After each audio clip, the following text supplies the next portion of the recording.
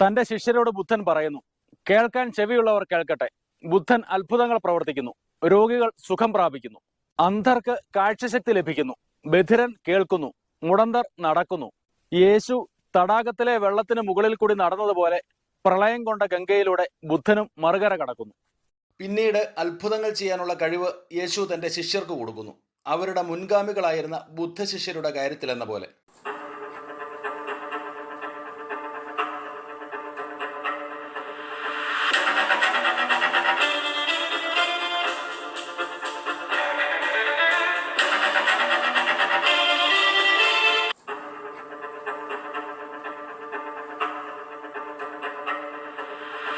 Hi, നമസ്കാരം. KRR വിഷനിലേക്ക് സ്വാഗതം. ഞാൻ KR രാജേഷ് കുമാർ. ഞാനിന്ന് നിങ്ങളെ കൂട്ടിക്കൊണ്ടു പോകുന്നത് ബുദ്ധനും യേശുവും ഒരു താരതമ്യം എന്ന വീഡിയോയിലേക്കാണ്. എല്ലാ പ്രിയപ്പെട്ടവർക്കും ഹാർദമായ സ്വാഗതം.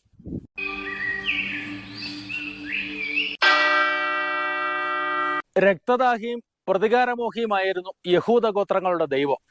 മേഘങ്ങൾക്ക് മുകളിലുള്ള സിംഹാസനത്തിലിരുന്ന് തന്റെ തിരഞ്ഞെടുത്ത ജനത്തെ അവർ തന്റെ ശാസനങ്ങളും ചട്ടങ്ങളും ലംഘിക്കുമ്പോഴൊക്കെ ശിക്ഷിക്കുന്ന ഭയാനകമായ ഒരു പരമോന്നത ദൈവമായിട്ടാണ് യഹൂദരുടെ യാഹ് അഥവാ യഹോവയെ ചിത്രീകരിച്ചിരിക്കുന്നത്. മത്തായിയുടെ സുവിശേഷത്തിൽ പ്രതിപാദിക്കുന്ന യേശുവിന്റെ ഗിരിപ്രഭാഷണത്തിന് പിന്നിലുള്ള തത്വശാസ്ത്രം തികച്ചും വ്യത്യസ്തനായ ഒരു ദൈവത്താലാണ് പ്രഭാപൂരിതമാകുന്നത്. സ്നേഹത്തിന്റെ സന്ദേശമാണ് യേശുവിൻ്റെത്. പൊറുക്കലിന്റെയും പൊരുത്തപ്പെടലിന്റെയും ആനന്ദകരമായ സന്ദേശം. നിന്നെ പോലെ നിന്റെ അയൽക്കാരനെയും സ്നേഹിക്കുക. ആരെങ്കിലും നിന്റെ ഒരു കരണത്തടിച്ചാൽ മറുകരണം കൂടി കാട്ടിക്കൊടുക്കുക. പഴയ നിയമത്തിൽ വെളിവാക്കപ്പെട്ടിരിക്കുന്ന സമീപനങ്ങളിൽ നിന്ന് തികച്ചും വിരുദ്ധമായ ഒന്നാണിത്. യേശു ഉപദേശിച്ചത്ര ഔദാര്യമാർന്ന സ്നേഹവും കരുണയും കിഴക്കൻ മെഡിറ്ററേനിയൻ മേഖലയിലെ ഒരു മതത്തിനും അവകാശപ്പെടാനാവില്ല. എവിടെ നിന്നാണ് ഗിരിപ്രഭാഷണത്തിൽ വിളംബരം ചെയ്യുന്ന ധാർമ്മിക തത്വങ്ങൾ യേശു ഹൃദിസ്ഥമാക്കിയത്? ക്രിസ്തുബ്ദത്തിന് മുമ്പ് തന്നെ നിലവിലുണ്ടായിരുന്ന ലളിതവിസ്താരം പോലെയുള്ള ആദ്യകാല ബൗദ്ധരചനകളിലാണ് ഈ ചോദ്യത്തിനുള്ള ഉത്തരം കണ്ടെത്താവുന്നത്. സർവാസ്തിത്വവാദികളോട് കാലത്തിലും സംസ്കാരത്തിലും ബന്ധപ്പെട്ടിരിക്കുന്ന ഈ സംസ്കൃത രചന ബുദ്ധന്റെ ജീവചരിത്രമാണ്. ഇതിന്റെ ഏറ്റവും പഴയ ഭാഗങ്ങൾ BC 3-ാം നൂറ്റാണ്ടിലേതാണ്. ലളിത വിസ്താരത്തിൽ ബുദ്ധൻ പറയുന്നു, സത്യം അറിയുക, നിർവ്വാണം പ്രാപിക്കുക, ഇതാണ് ഏറ്റവും മഹത്തായ അനുഗ്രഹം. സ്നേഹത്തിലൂടെ മാത്രമേ വെറുപ്പിനെ ഇല്ലാതാക്കാൻ കഴിയുകയുള്ളൂ. കേവല സ്നേഹത്തിലൂടെ തിന്മയെ കീഴടക്കാൻ കഴിയും. നിന്റെ അയൽക്കാരനോട് കടുത്ത വാക്കുകൾ സംസാരിക്കാതിരിക്കുക, അപ്പോൾ അവനും അതുപോലെ നിന്നോട് പ്രതികരിക്കും. സുവിശേഷങ്ങളിൽ കാണുന്ന യേശുവിന്റെ വചനങ്ങളെ ശക്തമായി ഓർമ്മിപ്പിക്കുന്നവയാണ് ബുദ്ധന്റെ ഈ വചനങ്ങൾ. ലളിത വിസ്താരത്തിലെ വാക്കുകൾ യേശുവിന് പരിചിതങ്ങളായിരുന്നുവോ?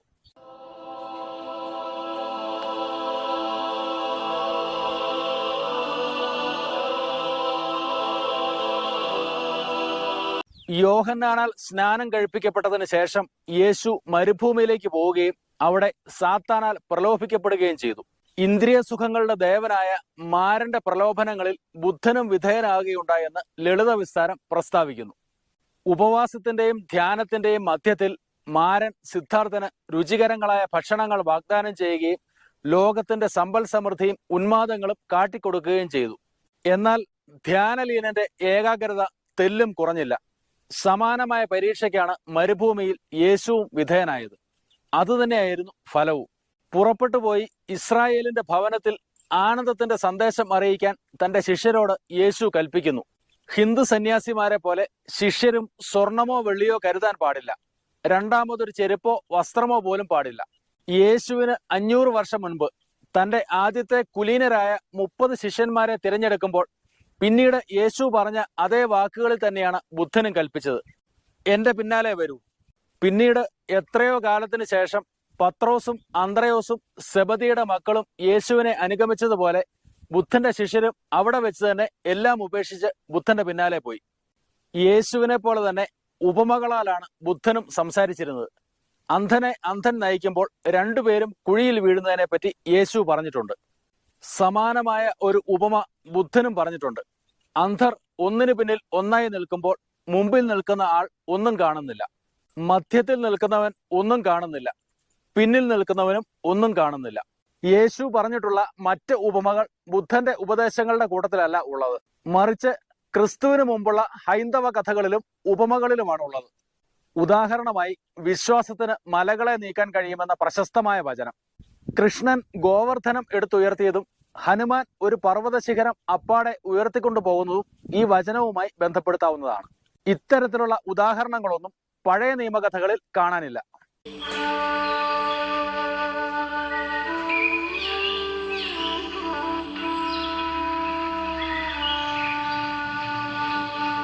യേശുവിനെ പോലെ ബുദ്ധനെയും ഒരേ സമയം ദിവ്യപുരുഷനായും മനുഷ്യനായും കരുതിയിരുന്നു.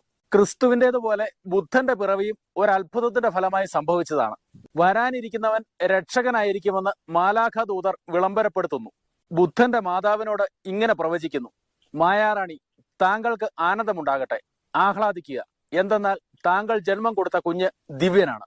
മിശിഹായുടെ വരവ് കാണുമെന്ന് വൃദ്ധനും ഭക്തനുമായ ശമയോനോട് പറഞ്ഞിരുന്നത് പോലെ ബുദ്ധന്റെ ജനനത്തെക്കുറിച്ച് പുണ്യാത്മാവായ അസിതൻ പ്രവചിക്കുന്നു. മരണത്തിന് തൊട്ടു മുൻപ് നവജാത ശിശുവിന്റെ അരികിലെത്തി അതിനെ കൈകളിലെടുത്ത് അസിതൻ ഇങ്ങനെ പ്രഖ്യാപിക്കുന്നു: ഇതാ നിസ്തുലനായവൻ, മനുഷ്യരിൽ ഏറ്റവും ഉത്കൃഷ്ടനായവൻ, ഇവൻ ബോധത്തിന്റെ പരകോടിയെ പ്രാപിക്കും. ഇവനാണ് സിദ്ധാന്ത ചക്രം ചലിപ്പിക്കേണ്ടവൻ. മാനവകുലത്തിന്റെ കഷ്ടതകളിൽ ഇവന് അനുതാപമുണ്ടായിരിക്കും. ഇവൻ സ്ഥാപിക്കുന്ന വിശ്വാസം ലോകമാകെ പരക്കും. ശമയോനും ഇതുപോലെ ദിവ്യ ശിശുവിനെ കരങ്ങളിലെടുത്തു പറയുന്നു: കർത്താവെ, അങ്ങയുടെ ദാസനായ എന്നെ അങ്ങയുടെ വാഗ്ദത്ത പ്രകാരം ഇപ്പോൾ സമാധാനത്തോടെ വിടവാങ്ങാൻ അനുവദിക്കൂ. എന്തെന്നാൽ എന്റെ കണ്ണുകൾ കൊണ്ട് അങ്ങയുടെ രക്ഷയെ ഞാൻ കണ്ടിരിക്കുന്നു. എല്ലാവർക്കുമായി അങ്ങ് ഒരുക്കിയിരിക്കുന്നവനാണിവൻ. ജാതികൾക്ക് പ്രകാശമാകാൻ പോകുന്ന പ്രകാശം, ഇസ്രായേലിന്റെ കീർത്തിയും ഇവൻ തന്നെ. ലൂക്കോസ് 2:29-32. ഈ പ്രഭാഷണം കൃത്യമായി ബുദ്ധസാഹിത്യത്തിലുണ്ടെന്ന് താരതമ്യേന കരുതലുള്ള പണ്ഡിതർക്ക് പോലും ബോധ്യപ്പെട്ടിട്ടുണ്ട്. വിദ്യാഭ്യാസ കാലത്ത് തന്നെ എങ്ങനെയോ എല്ലാ മതഗ്രന്ഥങ്ങളെയും സിദ്ധാർത്ഥകുമാരൻ അറിഞ്ഞു കഴിഞ്ഞിരുന്നു. തനിയെ പുറപ്പെട്ടു പോകുന്ന കുമാരനെ കാണാതാവുകയും പിന്നീട് ധ്യാനത്തിലിരിക്കുന്നതായി കണ്ടെത്തുകയും ചെയ്യുന്നു. ഇതും 12 വയസ്സുള്ളപ്പോൾ യേശുവിനെ കാണാതാകുന്നതും അന്വേഷിച്ച് നടന്ന മാതാപിതാക്കൾ ദേവാലയത്തിൽ വേദപണ്ഡിതരുമായി തർക്കിച്ചുകൊണ്ടിരിക്കുന്ന യേശുവിനെ കണ്ടെത്തുന്നതും തമ്മിലുള്ള സാമ്യം വളരെ വ്യക്തമാണ്. 30 വയസ്സായപ്പോഴാണ് ബുദ്ധൻ പരസ്യ പ്രഭാഷണം ആരംഭിക്കുന്നത്. ഇതേ കാര്യം ക്രിസ്തു ചെയ്യാൻ ആരംഭിച്ച പ്രായം തന്നെ. യേശുവിനെ പോലെ തന്റെ പ്രധാന ശിഷ്യരുമായി സ്വയം ദാരിദ്ര്യം വരിച്ചുകൊണ്ട് നാടാകെ സഞ്ചരിക്കുകയാണ് ബുദ്ധനും ചെയ്യുന്നത്. യാത്രാവേളയിൽ സ്പഷ്ടതയുള്ള സാദൃശ്യ കഥകളും ഉപമകളും ഉപയോഗിച്ച് അവരെ ഉപദേശിക്കുകയും ചെയ്യുന്നു. യേശുവിനെ പോലെ ബുദ്ധനും 12 പ്രധാന ശിഷ്യന്മാരാണുള്ളത്. ആദ്യത്തെ ശിഷ്യർ 2 സഹോദരരുമാണ്. യേശുവിന്റെ ആദ്യത്തെ അനുയായികളുടെ കാര്യത്തിലും ഇതേ സാമ്യം തന്നെയാണുള്ളത്. ബുദ്ധനും ക്രിസ്തുവിനും പ്രിയപ്പെട്ട ഓരോ ശിഷ്യരുണ്ട്. ഒറ്റിക്കൊടുക്കുന്ന ഒരു ശിഷ്യനുമുണ്ട്. യൂദ ഇസ്കരിയോത്തിനെ പോലെ. ബുദ്ധന്റെ ശത്രുവായ ദേവദത്തന് ദാരുണമായ അന്ത്യമാണ് സംഭവിക്കുന്നത്. അയാളുടെ പദ്ധതി പൊളിഞ്ഞു പോയെങ്കിലും. എന്നാൽ യൂദായുടേത് പൊളിയുന്നില്ല.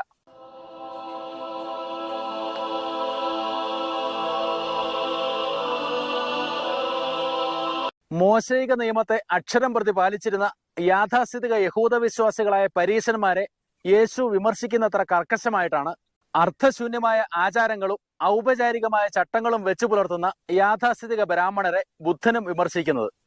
അറിഞ്ഞുകൂടാത്ത ജോലി ചെയ്യുന്ന തൊഴിൽ പരിശീലകരെ പോലെ ചട്ടങ്ങളുടെ ഊരാക്കുറുക്ക് വ്യാപിപ്പിച്ചുകൊണ്ടിരിക്കുകയാണ് പുരോഹിത വർഗം. എല്ലാ തിന്മകളുടെയും ഉറവിടവും അവരാണ്. പരീശന്മാരെ കുറിച്ച് സമാന രീതിയിൽ യേശുവും പറയുന്നുണ്ട്. കടുത്ത ചട്ടങ്ങൾ ഉണ്ടാക്കി മനുഷ്യരുടെ ചുമലിൽ അവരടിച്ചേൽപ്പിക്കുന്നു. വിരലുകൊണ്ടുപോലും അവ നീക്കാൻ അവർ ശ്രമിക്കുന്നില്ല. അവർ ചെയ്യുന്നതെല്ലാം മറ്റുള്ളവരെ കാണിക്കാൻ വേണ്ടിയാണ്. മത്തായി 23:4-5. ബുദ്ധൻ ബ്രാഹ്മണരെ വിശേഷിപ്പിക്കുന്ന അതേ രീതിയിൽ പുറമേ മിനുസമുള്ളവരാണെങ്കിലും നിങ്ങളുടെ ഉള്ള് കടുപ്പമുള്ളതാണ്. പരീശന്മാരുടെ കാപട്യം യേശുവും തുറന്നു കാണിക്കുന്നുണ്ട്. വെള്ള പൂശിയ ശവക്കല്ലറകൾ പോലെയാണ് നിങ്ങൾ.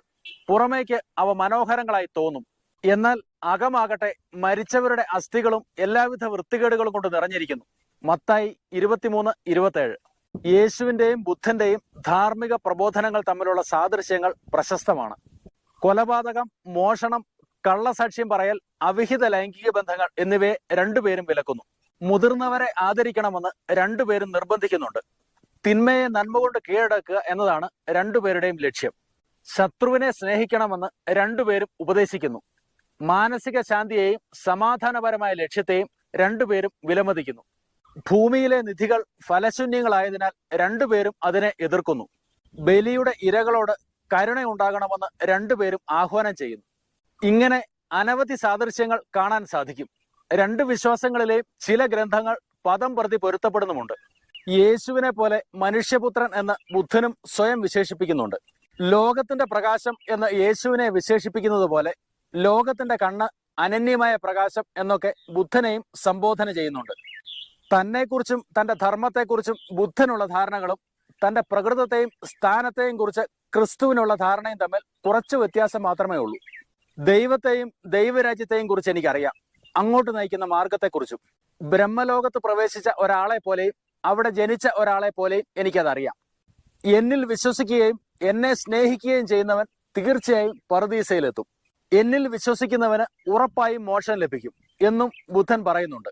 യോഹന്നാന്റെ സുവിശേഷത്തിൽ രേഖപ്പെടുത്തിയിരിക്കുന്ന യേശുവിന്റെ വാഗ്ദാനങ്ങളോട് ശ്രദ്ധേയമായ സാമ്യമുണ്ട് ഇവയ്ക്ക്. എന്റെ വാക്കുകൾ കേൾക്കുകയും എന്നെ അയച്ചവനിൽ വിശ്വസിക്കുകയും ചെയ്യുന്നവന് നിത്യജീവൻ ലഭിക്കും. അവൻ വിധിക്കപ്പെടുകയില്ല, അവൻ മരണത്തെ വിട്ട് ജീവനിൽ പ്രവേശിച്ചു കഴിഞ്ഞു. യോഹന്നാൻ 5:24. എന്നിൽ വിശ്വസിക്കുന്നവൻ മരിച്ചാലും ജീവിക്കും. യോഹന്നാൻ 11:25. യേശുവിന്റെ പ്രബോധനങ്ങളുടെ യഥാർത്ഥ ഉറവിടത്തെ തമസ്കരിക്കാൻ എല്ലാവിധ ശ്രമങ്ങളും ഉണ്ടായിട്ടും പല രീതികളുമായി പൊരുത്തപ്പെടാൻ തക്കവണ്ണം സുവിശേഷങ്ങളെ ചുരുക്കിയിട്ടും പുതിയ നിയമത്തിലെ 100-ലധികം ഭാഗങ്ങൾ അതിലും പഴയൊരു സ്രോതസ്സിൽ നിന്നുള്ളവയാണെന്ന് തെളിയിക്കാൻ സാധിക്കും.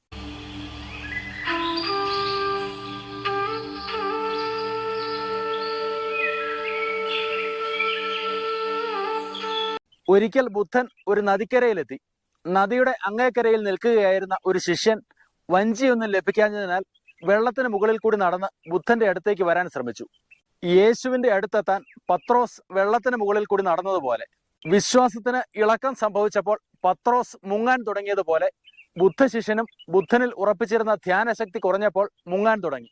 വാക്കുകളാൽ ശക്തി പകർന്നും കരത്താൽ താങ്ങിയും യേശു പത്രോസിനെ രക്ഷിച്ചു. ഗുരുവിലുള്ള ധ്യാനത്തിന്റെ ഏകാഗ്രത വർദ്ധിച്ചപ്പോൾ ബുദ്ധശിഷ്യനും രക്ഷപ്പെട്ടു. ഈ രണ്ട് സംഭവങ്ങളും ആളുകളെ അത്ഭുതപരതന്ത്രരാക്കി. ബുദ്ധൻ പറഞ്ഞു, വിശ്വാസമാണ് പ്രളയജലത്തിലൂടെ നമ്മളെ മറുകരയ്ക്ക് എത്തിക്കുന്നത്. വെള്ളത്തിന് മുകളിൽ കൂടി നടക്കുക എന്നത് യഹൂദ പാരമ്പര്യത്തിൽ കേട്ടുകേൾവിയില്ലാത്തതാണ്.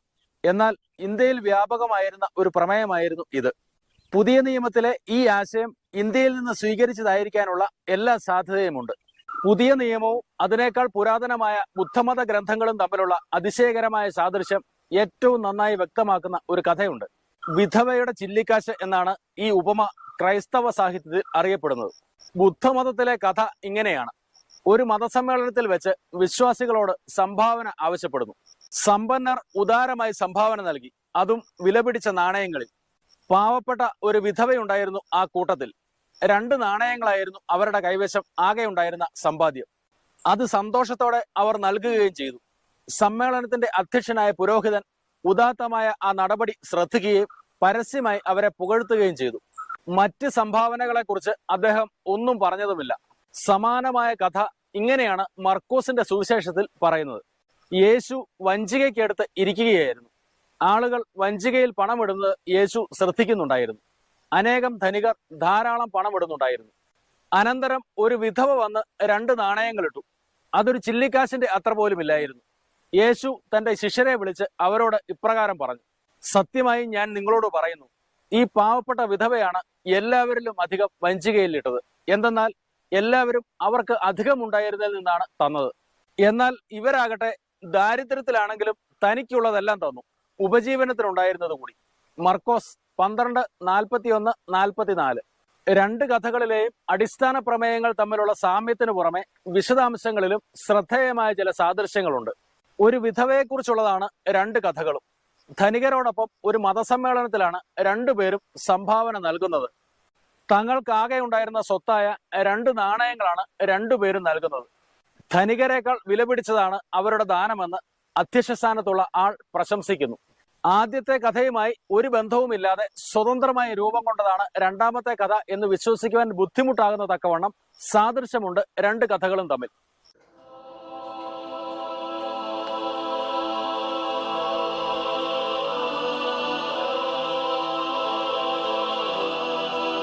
യേശു പലസ്തീനിൽ ജീവിച്ച് പ്രബോധനം നടത്തുന്ന കാലത്താണ് ബുദ്ധമതത്തിലെ സ്വകീയ കാഴ്ചപ്പാടുള്ള ഹീനയാന മാർഗത്തിൽ നിന്നും മഹായാന മാർഗം പരിണമിച്ചു വരുന്നത്.